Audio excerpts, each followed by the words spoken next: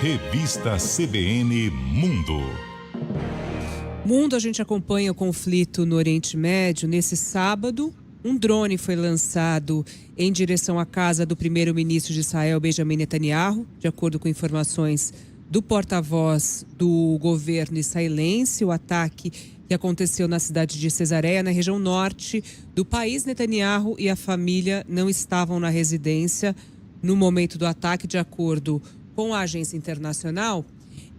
Numa semana extremamente importante, mais uma semana extremamente tensa, em que Israel anunciou que matou Sinwar, que é considerado o grande arquiteto dos ataques do dia 7 de outubro em Israel. Ele era o número 1 do Hamas e foi assassinado dentro da faixa de Gaza durante um confronto com soldados israelenses. A gente fala um pouco sobre esse final de semana agora no Oriente Médio, nesse conflito. Eu converso agora com o cientista social, especialista em Oriente Médio, colaborador do Instituto Brasil-Israel, o Daniel Dweck. Daniel, boa tarde. Boa tarde, Petra, e a todos os ouvintes. Bom, a gente teve aí a notícia durante essa semana, importante notícia essa semana, né, Daniel, sobre a morte desse homem considerado o número 1 do Hamas, o arquiteto dos ataques do dia 7 de outubro. Muito se falou a respeito dessa semana depois da morte dele. A morte do Sinwar era um objetivo desse conflito, mas ainda assim Benjamin Netanyahu disse que a guerra não acabou. Eu queria que você explicasse um pouquinho para a gente o contexto da morte do Sinwar. Era uma busca, era um objetivo importante nessa guerra e nesse conflito entre Israel e o terrorismo. Mas eu queria que você explicasse o que a gente espera agora. Se nem a morte dele vai fazer com que essa guerra pare, o que a gente pode esperar que aconteça, ou esses próximos capítulos, e também explicar um pouco para o nosso ouvinte quem era esse personagem que era tão importante, essa busca tão importante, né, por meio do governo, desse conflito do governo de Israel. Daniel. Bom, desde o início dos confrontos, o governo de Israel colocou 3 objetivos para a guerra. Um deles era acabar com o Hamas, que depois foi um pouco relativizado, se transformou em fazer com que o Hamas não tivesse mais capacidade nem militar nem política para continuar governando a faixa de Gaza. O segundo objetivo era reestabelecer a segurança no sul de Israel, de modo que as comunidades que vivem próximo à fronteira da faixa de Gaza tivessem segurança, pudessem retornar às suas casas. E o terceiro objetivo é o retorno dos reféns. Pouco mais de 200 israelenses foram sequestrados no 7 de outubro. Alguns já retornaram, seja por meio de acordos com Hamas, seja por meio de resgates, operações do exército. Mas ainda há 101 israelenses em Gaza, alguns dos quais, algumas dezenas, se estima, já mortos. E outros, imagina-se que vivos. Então esse seria o terceiro objetivo da guerra. De fato, o Sinwar é o grande ideólogo do 7 de outubro, dos ataques contra o sul de Israel. É uma figura que esteve presa durante muitos anos em Israel. Ele foi preso no final dos anos 80 e passou até 2011 nas prisões israelenses, onde ele aprendeu hebraico, um conhecimento sobre a sociedade israelense. E foi libertado numa troca de prisioneiros em 2011. Ele se transforma num grande líder militar do Hamas na faixa de Gaza, e depois que o líder político, o Haniyeh, é assassinado no Irã, alguns meses atrás, ele acumula também a liderança política do Hamas. Então todas as decisões dependiam dele, decisões relacionadas a cessar-fogo, decisões relacionadas à libertação dos reféns e a continuidade da guerra por parte do Hamas. Israel adota uma estratégia de buscar as lideranças do grupo. Já tinha matado Outras lideranças do Hamas, Mohamed Deif, o próprio Hania, se especula que tenha sido Israel, ainda que Israel não tenha assumido esse assassinato. E aí, o que faltava era justamente o Sinwar. Ainda que ele tenha sido morto, não numa operação que visava atingi-lo, foi numa operação de rotina. Menor até, né? Menor, em que soldados israelenses que estavam operando na faixa de Gaza perceberam uma movimentação num prédio e quando, depois de terem lançado fogo, eles viram as vestimentas militares, homens armados, e só depois de terem atirado e horas depois dessas pessoas terem sido mortas, eram 3 pessoas, se descobriu que uma delas era a própria liderança do Hamas. E a questão, obviamente, é o que acontece diante disso. Até porque, Daniel, eu estive em Israel em fevereiro e eu lembro de conversar com muitos jornalistas em Israel e apontavam, né, essa figura do Sinwar como muito importante nessa questão do confronto, né? Mesmo como era o alvo principal, talvez, na guerra, o oponente principal nessa guerra, vamos dizer assim, por se saber que tinha arquitetado o terror que aconteceu no 7 de outubro. E nisso a imprensa em Israel era unânime, independente do lado, independente de estarem contra ou a favor do governo de Netanyahu, me parecia muito unânime a voz de que esse era um inimigo em comum, né? Catalisado pela figura de Sinwar. E também, enfim, com essa ideia do terror, de tudo que representou esse ataque no 7 de outubro.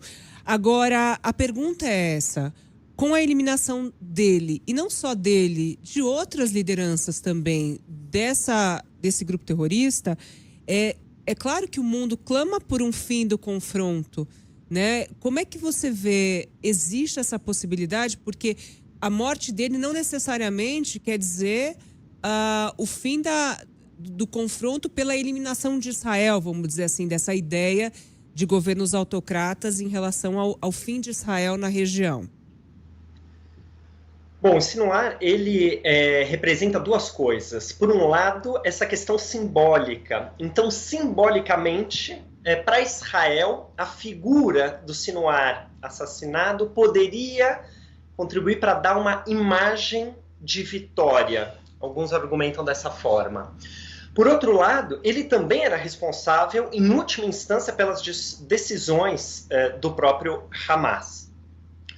O que acontece agora é que poderia alegar que cumpriu os seus objetivos e, nesse sentido, está disposto até a um cessar-fogo mediante a libertação dos reféns. E, por outro lado, para o Hamas, essa pode ser, um momento, sem dúvida, no qual se perde a liderança, em que o Hamas está se reorganizando.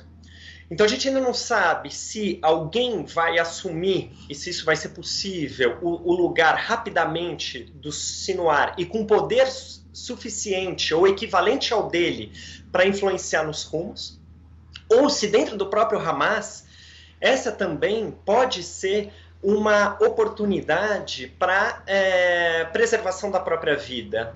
Logo que o assassinato foi confirmado, o que o primeiro-ministro de Israel, Benjamin Netanyahu, disse é que todos aqueles que estivessem com os reféns e que optassem por deixar as armas e devolver, permitindo o retorno dos reféns israelenses para casa, teriam salvo-conduto para deixar a faixa de Gaza e seguir vivendo. Eles não seriam mais alvos de Israel, desde que baixassem as armas e que libertassem os reféns. O Estado de Israel distribuiu esses anúncios em árabe, folhetos, nas últimas horas, esperando, quem sabe, com isso, que alguns reféns possam retornar. Eu imagino que o cálculo que o Hamas esteja fazendo agora seja justamente esse.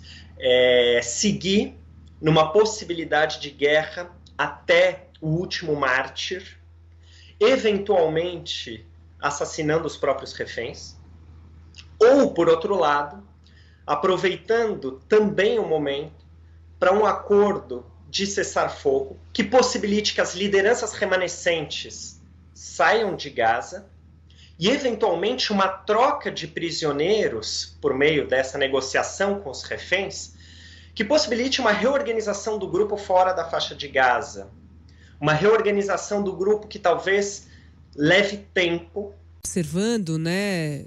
Pelo contrário, a guerra ela não diminui, ela vem aumentando, mas a responsabilidade também da comunidade internacional me vem à mente assim que, da mesma forma, a gente não tem nenhuma liderança que faça uma ponte entre esses dois mundos, né?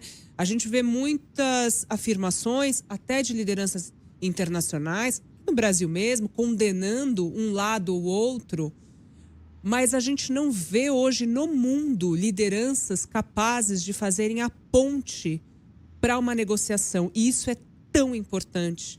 Eu lembro de conversar há alguns anos, 10, 12 anos, com William Ury, do Departamento de Mediação de Conflito em Harvard, ele que já participou de mediação de conflitos no mundo inteiro, crise na Venezuela, também crise no Oriente Médio. Hoje, não existem lideranças que catalisem o conceito mais nobre da política e da conversa. A gente vê, inclusive, lideranças políticas tomando lados e partidos e condenando um lado ou outro. Mas a gente vê uma impossibilidade de pontes, inclusive internacionalmente falando, não só do conflito em si. Como é que você vê essa questão?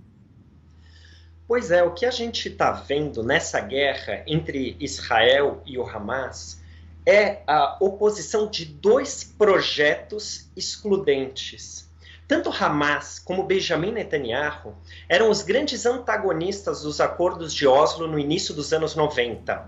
Benjamin Netanyahu era o líder da oposição em Israel e o Hamas fazia oposição à autoridade palestina na Palestina. Era a OLP, que depois virou Autoridade Palestina. E nas duas sociedades, eles conseguiram fazer oposição aos acordos que levaram, no lado de Israel, o assassinato do primeiro-ministro Yitzhak Rabin, responsável pelos acordos, e do lado palestino, esses ataques terroristas contra civis que também contribuíram para minar a confiança da sociedade de Israel na possibilidade de paz. O fato é que esses dois setores das sociedades israelenses e palestina, que eram minoritários no início dos anos 90, assumiram o poder nas suas duas sociedades. Então, o Benjamin Netanyahu se tornou o primeiro-ministro mais longevo da história de Israel e o Hamas passou a governar a faixa de Gaza no lugar da autoridade palestina. Anos depois, isso virou um combate entre as duas sociedades que têm projetos excludentes. Os Hamas, mais radicais dos dois lados, né? É perfeita essa análise. E o Hamas, para criar um Estado palestino no lugar do Estado de Israel, destruir o Estado de Israel e criar um Estado palestino no lugar. E Benjamin Netanyahu, e principalmente ministros que compõem o governo, Itamar Ben-Gvir, Smotrich, de criar uma grande Israel, de fazer com que não exista Estado palestino, de que exista só o Estado de Israel e a ocupação dos territórios palestinos se perpetuem. É essa guerra que a gente está vendo. A gente precisa sim de lideranças que estimulem o diálogo, mas a gente precisa principalmente de projetos alternativos de paz que possibilitem o diálogo entre... Não que a disputa não seja entre israelenses e palestinos, mas sim entre os setores que vem no outro lado a possibilidade de convivência no futuro contra aqueles setores nas duas sociedades que não admitem a existência do outro. A existência do outro.